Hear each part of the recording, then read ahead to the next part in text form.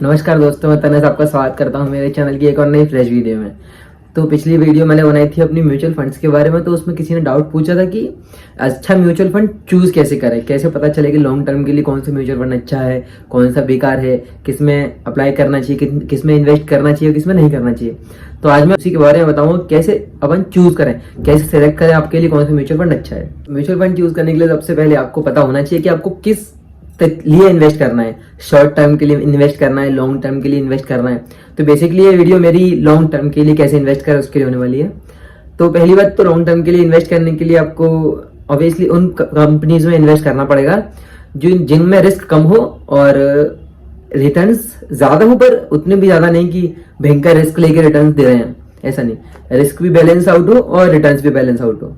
तो अगर नॉर्मली देखा जाए तो कंपनीज फोकस करती हैं शॉर्ट टर्म में। शॉर्ट टर्म यानी कि लेके चलते हैं अपन 1, 2 या 3 साल पहले, ताकि क्योंकि उनको पता है कि जो मैक्सिमम इन्वेस्टर्स जो आते हैं वो आते हैं पहले दूसरे या तीसरे साल के रिटर्न्स को देख के। अगर उनको अच्छे रिटर्न लग रहे हैं तभी वो इन्वेस्ट करते हैं, लॉन्ग टर्म का कुछ देखते ही नहीं है। तो इसलिए कंपनीज अपने शॉर्ट टर्म पे फोकस करती हैं। इसलिए कंपनीज क्या करती हैं, अगर कंपनीज अलग अलग सेक्टर्स में डाइवर्सिफाई करके अपने पैसे को लगाएंगी तो हो सकता है कि एक सेक्टर ऊपर चला जाए, एक सेक्टर नीचे आ जाए, और वो जो रिस्क होगी, वो पैसा होगा, रिटर्न आएंगे जो बैलेंस आउट हो जाएंगे। क्योंकि तो इसमें ऐसा हो सकता है कि ज्यादा अच्छे रिटर्न ना मिले। तो इसलिए कंपनीज क्या करती हैं, शॉर्ट टर्म में अपना पोर्टफोलियो अच्छा करने के लिए एक ही सेक्टर में ज्यादातर पैसा लगा देती हैं। और अगर सेक्टर में अच्छा परफॉर्म कर गए तो शॉर्ट टर्म में ही कंपनी फेमस हो जाएगी, हीरो बन जाएगी, बहुत ज्यादा अच्छा रिटर्न दे देगी। तो ये और ज्यादा पब्लिक को, इन्वेस्टर्स को अट्रैक्ट कर पाएंगे अपनी साइड कि आप हमारे पोर्टफोलियो में इन्वेस्ट कीजिए, हमारे सेक्टर में इतना अच्छा किसी ने परफॉर्म नहीं किया, इतना हमने परफॉर्म किया है, तो आप हमें और ज्यादा पैसा लगाइए, हम आपको रिटर्न देंगे। और अगर उस सेक्टर में जिसमें एक ही सेक्टर में पूरा ज्यादातर पैसा लगाया है और वो सेक्टर अगर डूब गया तो कंपनीज क्या करेंगी, अपनी उस स्कीम को बंद करके किसी और स्कीम में मर्ज कर देंगी। तो और उस नई स्कीम का प्रमोशन करेंगी कि हमारी नई स्कीम में इसमें आप इन्वेस्ट कीजिए, ये अलग स्कीम है, इसमें ज्यादा रिटर्न्स देंगे हम, अच्छे एक्सपर्ट्स हैं हमारे। वो सब कंपनीज इस बात का प्रमोशन करेंगी, भयंकर प्रमोशन करेंगी उस अपने नई स्कीम का। तो इसलिए आपको शॉर्ट टर्म का उसका वो नहीं देखना चाहिए रिटर्न्स, लॉन्ग टर्म के रिटर्न्स देख के चलने चाहिए।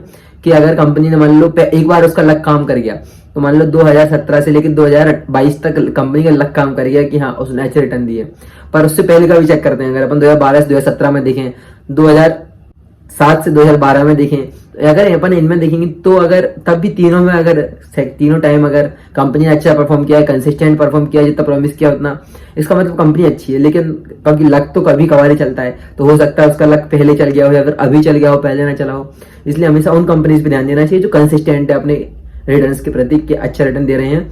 अच्छा नहीं तो कम से कम कंसिस्टेंट रिटर्न दे रहे हैं कि हाँ हर साल, हर लॉन्ग टर्म में, हर 5 साल बाद रिटर्न दे रहे हैं वो अच्छा। तो ये देखना चाहिए अपन को कि उन्हीं कंपनीज में इन्वेस्ट करना चाहिए। हालांकि सेबी ने, जो security and exchange board of India है, सरकार की अथॉरिटी, उसने रूल्स बनाए हैं ऐसे कि आप कि कोई भी म्यूचुअल फंड या फिर कोई भी कंपनी एक ही सेक्टर में बहुत सारा पैसा इन्वेस्ट नहीं कर सकते। पर लेकिन ज्यादातर कंपनीज को, ज्यादातर एक्सपर्ट्स को, फंड मैनेजर्स को इन स्कीमों को बाईपास करना आता है, तो वो अप्लाई कर देते हैं उन कंपनीज में या फिर उस सेक्टर में ज्यादा पैसे, जो कि बाईपास करना ज्यादातर इंडिया के हर किसी इंसान को आता है। अब ये एक ही सेक्टर में इन्वेस्ट करना, 1-2 साल के या 3 साल के अच्छे रिटर्न्स पे फोकस करना, है कंपनी खुद से नहीं, मजबूरी में करती है। क्योंकि ज्यादातर लोग, अपन जैसे बहुत सारे लोग, क्विक रिटर्न्स को, शॉर्ट टर्म रिटर्न्स को ही देख के कंपनी में इन्वेस्ट करते, तो वो भी इनकी भी मजबूरी हो जाती है कि ज्यादा रिटर्न्स लेके आए। तो कहीं ना कहीं हमारी भी गलती है। तो हम इस चीज से बचने का मेन तरीका यही है कि आप अगर कंपनी की कंसिस्टेंसी पे देखें, एक बार लकी हो सकती है, 2 बार हो सकती है, उससे ज्यादा नहीं हो सकती लकी।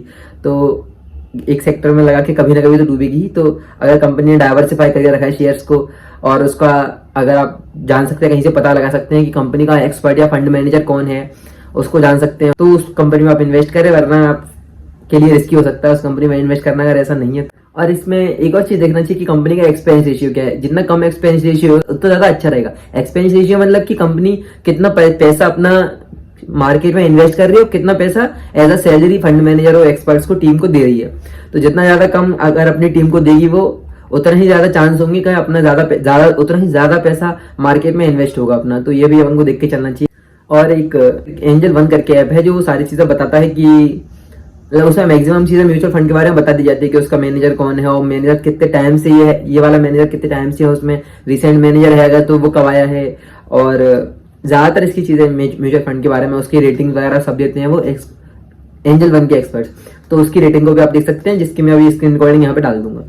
तो मैंने ये एंजल वन ऐप को ओपन कर लिया है। अब इसमें हम देखते हैं कि म्यूचुअल फंड्स के बारे में। तो ये सबसे ऊपर आ रहा है HDFC का म्यूचुअल फंड। इसी के बारे में जानकारी लेते हैं कि कैसे क्या बताया जाता है एंजल वन ऐप में। तो आप देख पा रहे होंगे इसके प्रॉफिट कितना दिया है इसने, रिज़ल्ट क्या है।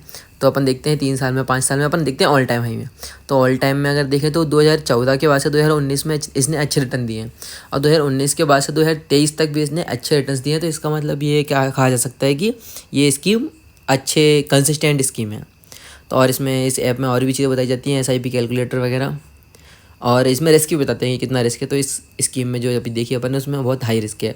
और स्टार रेटिंग स्टार दिए 3 स्टार, जो कि अच्छा भी कहा जा सकता है। और फंड मैनेजर का नाम दिया है चिराग स्टेलवाल, जो कि HDFC की इस स्कीम के साथ 2014 से जुड़े हुए हैं।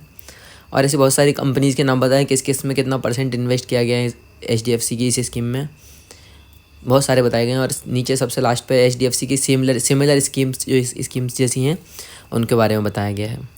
तो और उस स्क्रीन रिकॉर्डिंग के बाद मैं एक पॉइंट और वापस से बता दूंगा आपको एक बार कि किस किस पॉइंट्स को आपको देख के कंपनी में म्यूचुअल फंड में इन्वेस्ट करना चाहिए। तो आपको म्यूचुअल फंड में इन्वेस्ट करने के लिए पहली चीज़ देखना चाहिए कि कंपनी कंसिस्टेंटली परफॉर्म कर रही है या नहीं कर रही। तो इस पर आपको मेन ध्यान देना चाहिए। और दूसरी चीज़ कि कंपनी के जो शेयर्स हैं वो डाइवर्सिफाई हैं कि नहीं। कंपनी ने अलग अलग सेक्टर्स में अलग अलग कंपनीज में इन्वेस्ट करके रखा है, या फिर किसी एक ही सेक्टर में बहुत सारा इन्वेस्ट करके रखा है, ये भी आपको चेक करके चलना चाहिए। और तीसरा पॉइंट है कि आपको जो फंड मैनेजर है उसके बारे में भी जान लेना चाहिए कि कौन है, क्या है, कब से है। अगर नया आया है तो वो क्या करेगा, जो पुराने वाले ने चीज़ें की होंगी उनसे पैसा निकाल के नए किसी और स्टॉक्स में लाएगा, किसी और सेक्टर में लाएगा। तो अपन को ये भी देख लेना चाहिए फंड मैनेजर अभी रिसेंटली चेंज हुआ है, पहले से चल रहा है उसमें वही है। तो इस तरीके से भी काम करता है। और एक और पॉइंट है कि हमें कंपनी का एक्सपेंस रेशियो देखना चाहिए। एक्सपेंस रेशियो जितना कम होगा उतना ज़्यादा अच्छा रहेगा। एक्सपेंस रेशियो मतलब कि कंपनी अपना जो अपन लोग इन्वेस्ट कर रहे हैं उसका कितना % कितना शेयर, उसका कितना रेशियो पैसे का अपने एम्प्लॉयज को या फिर अपने एक्सपर्ट्स को पे कर रही है। जितना ज्यादा कम होगा वो उतना ज्यादा अच्छा है। तो जितना ज्यादा अगर कम होगा एक्सपेंस रेशियो, उतना ज्यादा अपने जो बचे हुए पैसे इन्वेस्ट किए जाएंगे मार्केट में। तो ये चीज भी देखनी चाहिए अपन को। और अगर आपको ये वीडियो अच्छी लगी तो इस वीडियो को लाइक करें, चैनल को सब्सक्राइब करें और वीडियो को शेयर करें, ताकि और लोगों को म्यूचुअल फंड के बारे में पता लग सके। Thank you.